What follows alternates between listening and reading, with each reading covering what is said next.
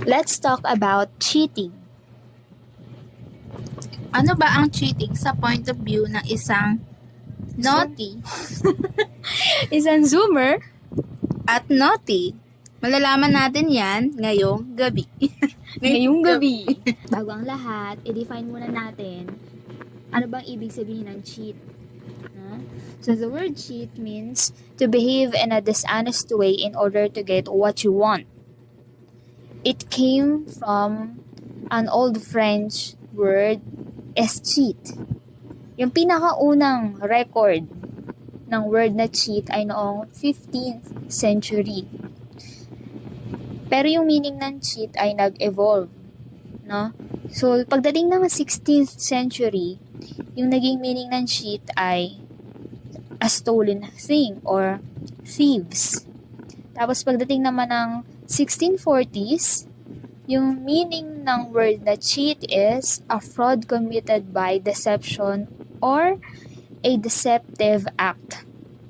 Tapos pagdating ng 1630, di ba, paatras, ang gulo ng timeline, yung word na cheat, naging meaning niya is a deceive upon tricked, an act dishonest, or dishonest act, or trickery.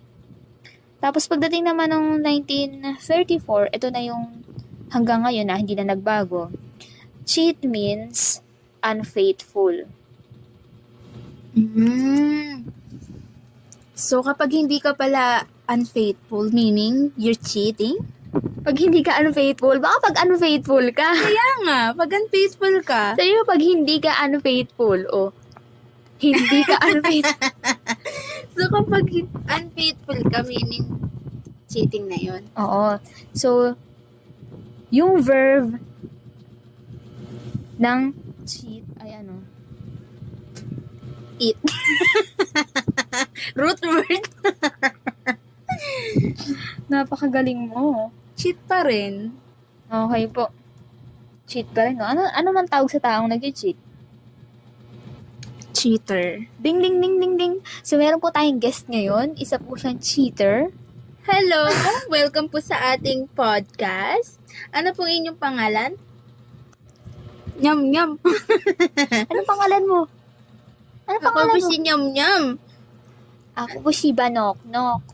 Na, cheater po to kasi umakayat yan dito na hindi naman nagpapaalam. Okay, balik tayo sa topic, no? So, ngayon, pag-uusapan natin yung salitang cheat.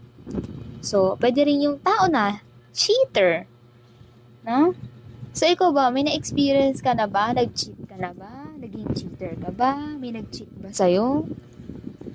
Ako, honestly, I'm a cheater. Pero hindi ako cheater sa love life. Cheater lang ako sa life. Walang love. Life lang. Meron ako palang tanong before ko ibalik sa'yo yung tanong. May tanong ako bago kayo mag-say. May tanong muna akong tanong ko bago ko sa'yo ibalik yung tanong. Sige, isip tanong mo. Sabi mo kasi kapag hindi ka faithful, meaning cheater ka. Oo. Pag di ka... So kapag ikaw ba ay nang bebetray ng isang tao, meaning cheater ka na? Syempre, binetray mo nga. Nag-cheat ka. So betrayal is equivalent to cheating. Yes, because you trusted. Diba? Nagtiwala ka. Binetray ka.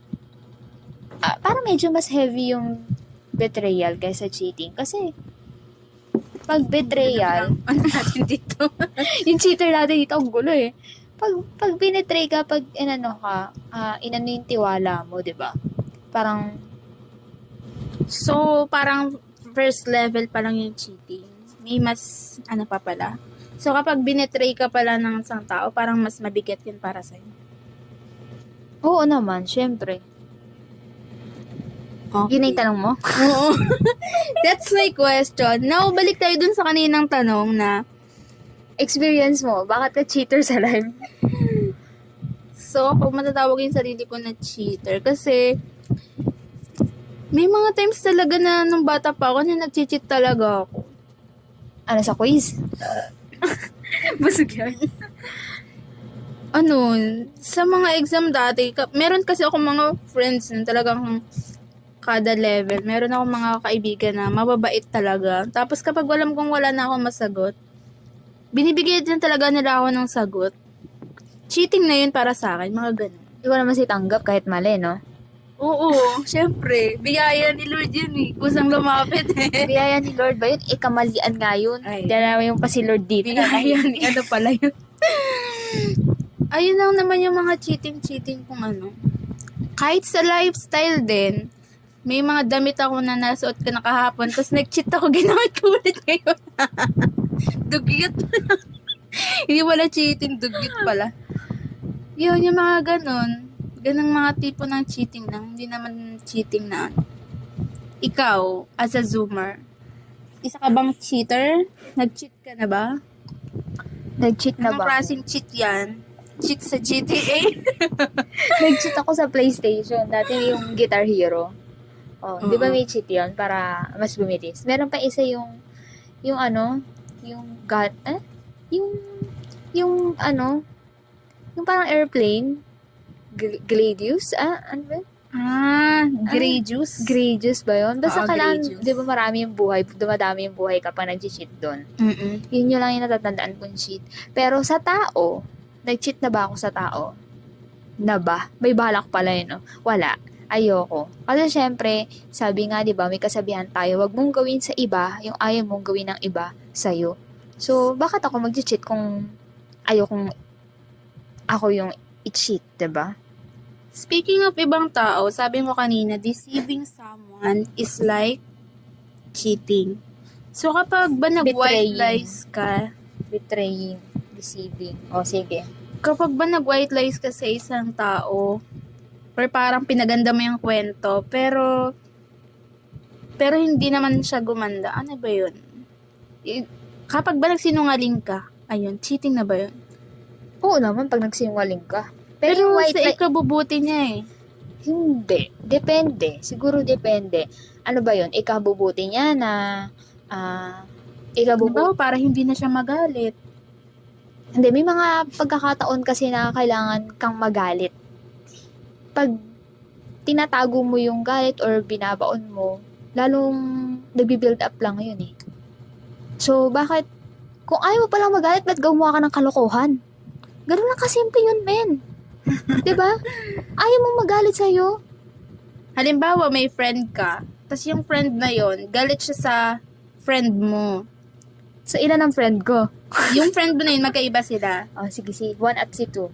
Si 1, friend mo din siya, pero si 2, friend mo din. Mm. Si 1, galit siya kay 2. Mm. Tapos sabi ni 1, baka pwedeng huwag mo munang anuhin yung kaibigan mo yun kasi kaaway ko. Pero, ang alam ni 1 na, hindi mo kinakausap si 2 na parang ano kayo. Pero yung totoo nun, hindi mo naman ginagawa kay 2 yun. Pag wala si 1, ano naman kayo? Kinakausap mo siya, ganun. So, parang nag-cheat ka sa isang mong friend na yeah. kinakausap mo siya. Parang nagsisinungaling ka na, oo, hindi ko naman talagang kinakausap. So, cheating na yon para sa'yo? Depende. Dapat alamin mo muna kung ano ba yung punot-dulo nun. Kung ikaw naman, pwede kang maging part ng solution na magkaayos yung dalawa mong friend. Bakit hindi ka maging part ng solution? Bakit gusto mo pang, parang kang doble cara? Pag ganun. Parang double face ka na mabait ka sa isang mong friend, tas isang friend, anong silbi mo dito sa friendship na to? No? Kung papabayaan mo lang yung dalawang friend na mag-aaway. So, depende yung sagot mo. Oo, depende. Kung talagang mali yung ginawa ng isa, hindi ko siya kakampihan. Ipaparealize ko sa kanya na mali yung ginawa mo, ganyan. Para kahit pa paano, may solusyon na ano. Kasi kung patuloy lang na ganyan na itatago mo, isisekreto mo, walang kakahinatnan yun eh. Walang mararating. Okay. O ikaw, balak mo ba mag-cheat in the future? Depende sa pag-cheat. Paano depende sa pag-cheat? Paano kung pwede ko palang malaman yung winning numbers ng loto? I-cheat ako. Milyonarya na dyan. No, the Hindi meaning naman. of cheat is being unfaithful. Mula nung 1934. Oh, Doon tayo mag-stick sa meaning na yon. Wala eh. Paano unfaithful ba sa tao? So, Siyempre. ganun. Sa tao lang pala nag-aano yung cheating kung ganun. Hindi. Sige, mag-focus muna tayo sa tao ngayon. Kasi medyo broad eh. Ikaw gusto mo doon pumunta agad sa winning lotto numbers eh. Ibang cheat naman yun. Wala naman dahilan. Sa akin hindi. Wala naman dahilan para mag-cheat ka pa. Eh, kung ayaw mo na sa tao, pwede mo naman sabihin sa kanya kasi maintindihan niya naman yun. Grown up naman na kasi sabi mo sa future eh. Di mo matanda na. Eh, tulad ng sinasabi mo kanina, ibabalik ko naman sa'yo, paano kung ayaw mong masaktan? Kaya hindi mo agad sinabi. Kaya nag-cheat ka na lang kasi ayaw mong masaktan. Kung ako sasabihin ko na lang kasi parang ano yun eh. Parang kung ikaw sa sarili mo, kung parang ayaw mo ng gano'n, ba't hindi mo na lang sabihin? Siyempre, gano'n na lang din gawin mo sa iba. Ikaw nga sa sarili mo, ayaw mo ng gano'n eh. Ba't di mo na lang sinabi, maintindihan ka naman. Hindi gano'n na lang din. So, ang mga middle child ay gagawin. Of course. Ay, nako. Sige. Anong masasabi mo sa mga cheater sa buhay? Kasi cheater ka sa buhay, di ba? Cheater sa tao. O sige, cheater sa exam. Dami na natin. Anong masasabi mo sa kanila bilang isang naughty at middle child? Anong message mo sa kanila? Ako kasi, nasa phase pa lang ako ng buhay ko na hindi naman ako ganun Hindi naman ako ganun ka-experience na tao. Ilang taon pa lang ako. Marami pa akong kakainin bigas. Ang ano ko lang sa mga cheater, may karma yan. Kasi parang naniniwala ko na kung ano yung ina-attract mo, kung nag-cheat ka ngayon, ayun din yung babalik sa'yo. Kaya good luck kung cheater ka man, magdasal-dasal ka na. Kasi, kung ngayon nakakatawa pa, nakakaano ka pa, nakaka-cheat ka pa, naku, antayin mo yung karma. Hemas rehas na charis. Kurakik. No? Ikaw, anong bang experience mo? Siya ka bang cheater? Charis? Nag-cheat ka na ba? Kakasabi ko lang kanina, di ba? Sa PlayStation ako nag-cheat. Nakikinig ka ba? Maliban pa doon, ano mo? Sa tao, hindi naman. Ayoko sabihin na hindi pa. Kasi pag sinabi ko hindi pa, parang may balak ako mag-cheat, di ba? Hindi, ayoko. As much as possible, gusto ko yung totoo. Yes. Tapos, kailangan, syempre, parang black and white ba? Why, bakit pa natin lokohin ang mga sarili natin, di ba? Kung ayaw, edi wag.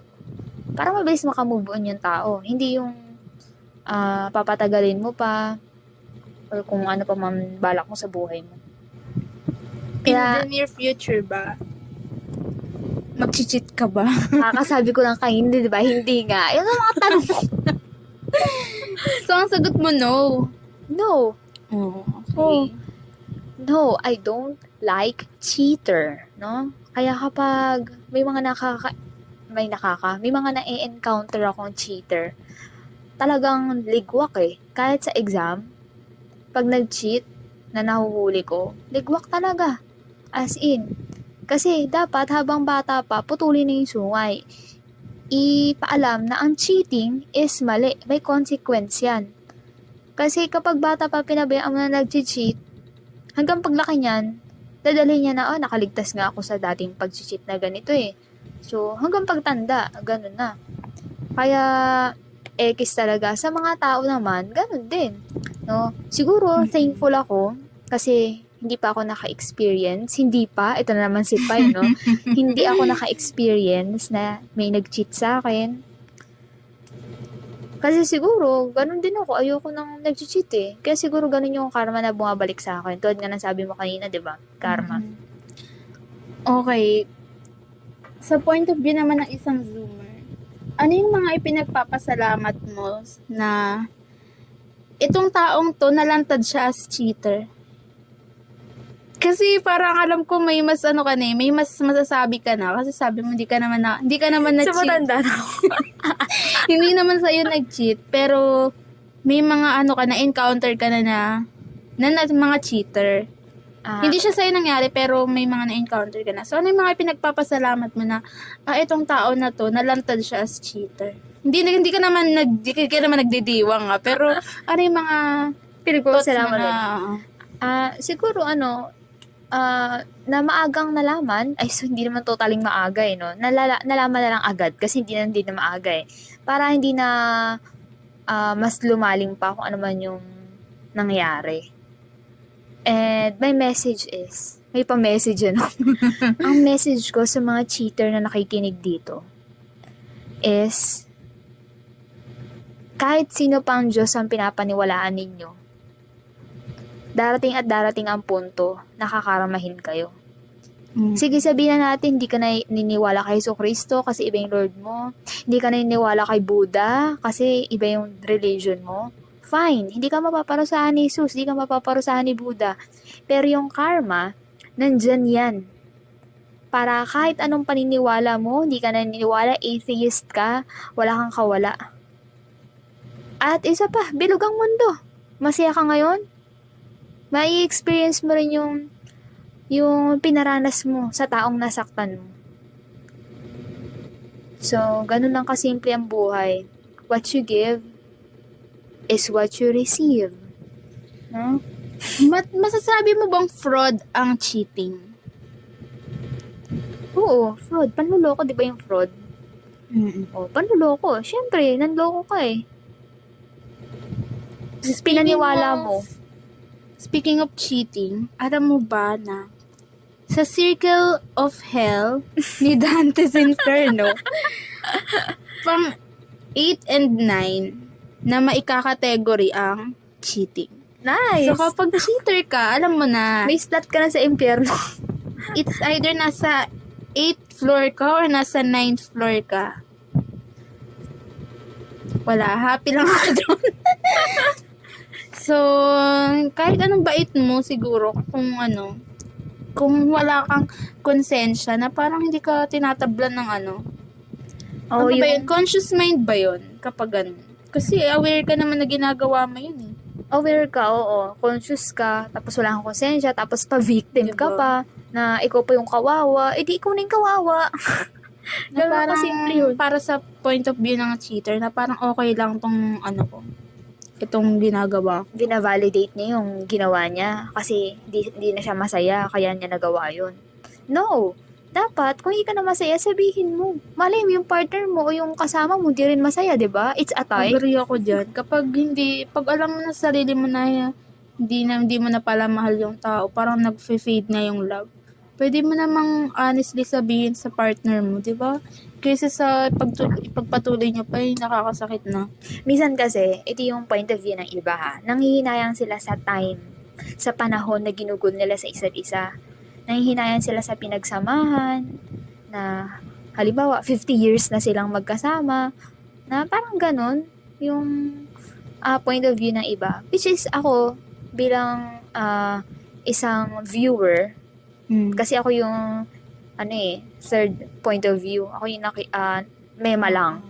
Nakigets ko yun, naiintindihan ko yun. Pero kung ako ilalagay ko yung sarili ko sa sitwasyon na yun, hindi ko yung na yun. Siguro isipin ko na lang na experience ko yun, time na yun, yung panahon na yun.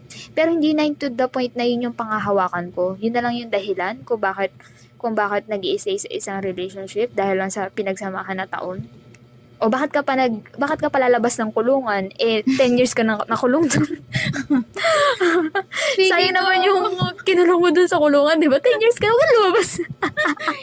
Speaking of that, ako din parang ganyan din yung ko na, bakit ka manghihinayang? Ay, hindi pala. Baliktad pala ako. Yung iba kasi nanghihinayang, di ba? Sa pinagsamahan. Ako parang, nandun na yun gawin mo na lang siyang good memory. Parang kung ngayon, kung nanghihinayang ka, anuhin mo na lang yung thinking mo na, kailangan hanapin mo na lang yung yung peace of mind mo, tsaka yung joy, happiness, joy. Kasi parang, halimbawa, nasaktan ka, yung ganun, parang mas makikilala mo pa yung sarili mo na, dumaan ka na pala sa phase na ganun. Parang ito na yung bagong opportunity para makilala mo pa yung sarili. Kapag good memory yun, yung 50 years, at least, di ba, may 50 years na good memory ka.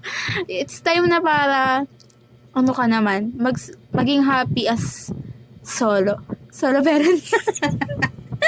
Solo artist. Charis. Ikaw, ano bang iyong sa ganun, manghihinayang ka ba sa memories? Kakasabi ko na kaya hindi nga ako manghihinayang. Bakit? Dati hindi ka manghinayang. Hindi ako manghihinayang sa pinagsamahan na taon. Kaya ko mag-let go. Pero yung sa memories, parang iti-treasure mo lang na, ganyan, meron kang experience. O anong gagawin mo kapag hindi ka naman pala nang hinayang eh? Ano nang next?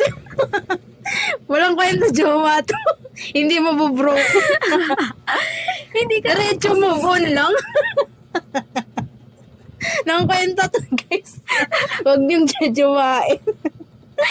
Hindi na nakakaintindihan. Ano yun? Botlog ka.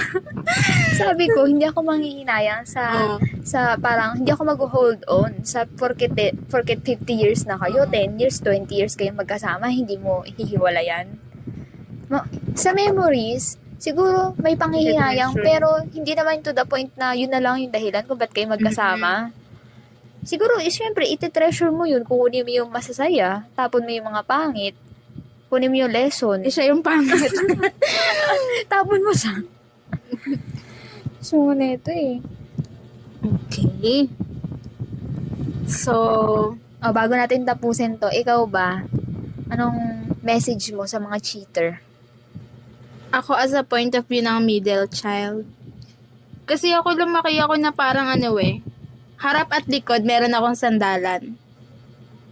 Ganon yung pakiramdam naming mga middle child. Kaya parang, Huwag mo lahatin lahat, ikaw lang, no? ewan ko, sige ako na lang. Kasi baka yung ibang middle child yan, baka kahit middle child sila, hindi pala nila nararamdaman yung support ng mga firstborn at saka yung mga lastborn, final born. So parang feel alone, gano'n ang ampeg. Ako sa mga cheater, yung point of view ko dyan, sa cheater muna. Sa cheater, masama yan. Tigil mo na yan. Parang droga lang yan. Sabi mo sa sarili mo, cheater kayo.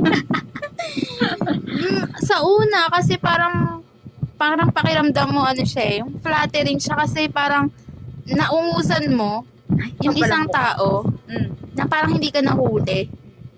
Yung parang behind the back of that person, parang yes, hindi niya nahuli. Parang ganon. May thrill. Ayun. Yung pala yung tamang term doon. Kapag nag-cheat ka, parang may ka sa sarili mo. Parang natitiril ka. Pero, isipin mo na lang din na kapag nag-cheat ka, alam mong babawas back sa'yo yan. Hindi lang ngayon. Pero, mas malala naman kung sa future mo pa yun, kailan pamatay ka na, no? Pero hinay-hinay lang kasi talagang,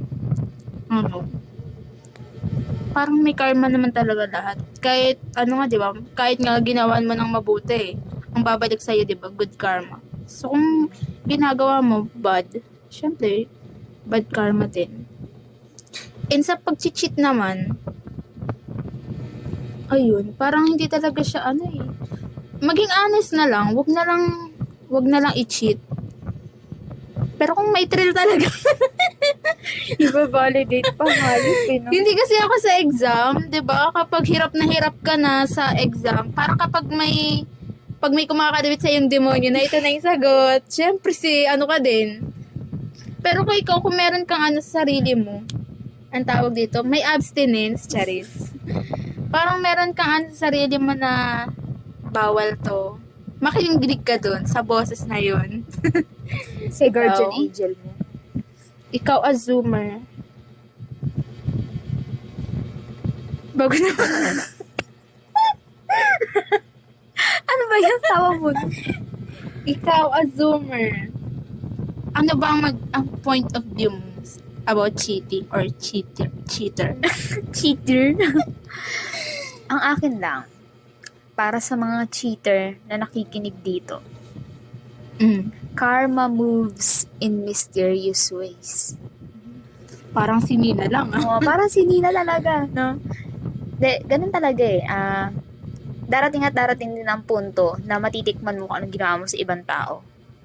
No? Ako hindi ako religious na tao. Pero naniniwala ako na may balik kasi. No? May balik lahat ng bagay eh.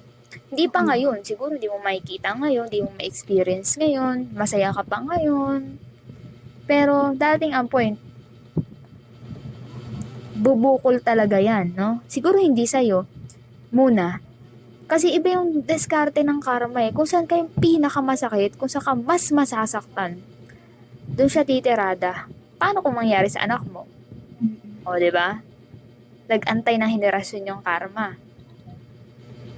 Wala, ganun lang talaga yung yung message ko sa mga cheater dyan. Pero para sa akin, kung si Karma gagalaw, wag niya nang padaanin sa anak-anak. Doon na mismo sa taong yun niya Hindi, ang iparanas. Huwag na naman damay na innocent. hindi, ganun kasi yung ako yung tingin ko sa karma. Ganun kasi. Oo, may mga Na- ganun naman. Kasi may mga tao kasi na hindi na nasasaktan. Pag sa akin na lang, sige sa akin na lang kasi matatanggap ko eh. So yung karma, gagamit siya ng ibang channel. Oo. Ano ba yung mas mahal neto? Sino ba yung neto? Ano bang mas importante dito? Yun yung Mas hindi nila matitake oo. pag sa mahal. Kasi yun yung mas masakit. Pinakamasakit. Okay. Diba? So, siguro next time pag-usapan natin yung karma, saan ba nanggaling paniniwala yan? Medyo nalilito kasi ako. Hindi ko alam kung sa Catholic ba yun? Sa Buddhism ba yun? Parang Pero- narinig ko siya kay Mahatma Gandhi. Parang sa Buddhism. Siguro mag-research tayo about karma. Kasi, wala lang. Yun nga, Hindi ako confused. yun nga yung paniniwala ko, no? Kahit anong religion mo. Tatamaan at tatamaan ka ng karma. Siguro yung iba hindi Yes. lang nakikita yun. Kasi, hindi nila alam yun. Yun na, karma na pala yun. Pero, para sa akin, ganun. Kahit ano talagang religion eh. Pag kinarma ka, karma eh. So, update lang ang ating special guest. Tulog na. Banok no? Ang aming cheater dito. Umakit ng walang pakundangan. Next time, pag-usapan natin. So, that's it for today's lesson.